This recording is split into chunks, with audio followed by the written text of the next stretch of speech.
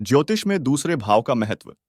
नमस्कार दर्शकों, आज की हमारी वीडियो का विषय है ज्योतिष में दूसरे भाव, जिसे कुटुंब के नाम से भी जाना जाता है।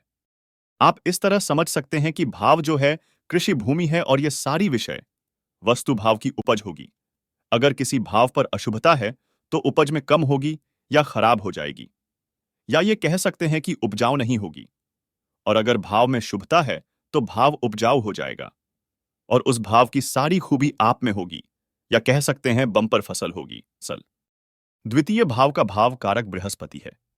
दूसरे घर का नाम, नेम ऑफ सेकंड हाउस। फला दीपिका के अनुसार धन, विद्या, भोजन और पेय, खाना, दाहिनी आंख, चेहरा, पत्र या दस्तावेज, भाषण, वाणी और कुटुंबा या परिवार के नाम से जाना जाता है। दूसरा घर अच्छे घरों में से एक है और जातक के लिए शुभ रहेगा। यह घर केंद्रों के बगल में है और पनाफारा या उत्तराधिकारी घर के रूप में जाना जाता है। दूसरे भाव का महत्व पाराशर के अनुसार धन, धान्य, परिवार, मृत्यु, शत्रु, धातु, कीमती पत्थर आदि।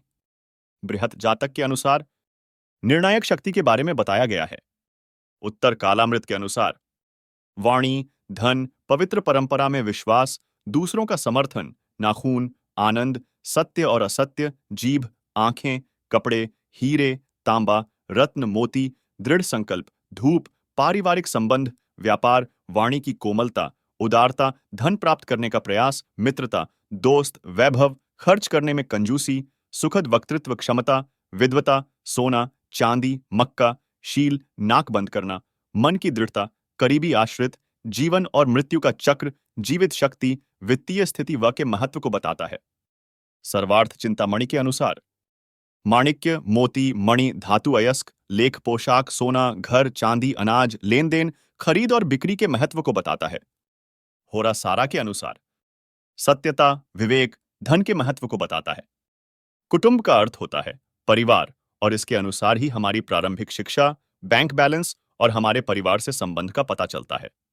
दूसरे भाव की स्थिति और उसके स्वामी ग्रह की स्थिति के आधार पर हम व्यक्ति के जीवन के विभिन्न पहलुओं का अनुमान लगा सकते हैं।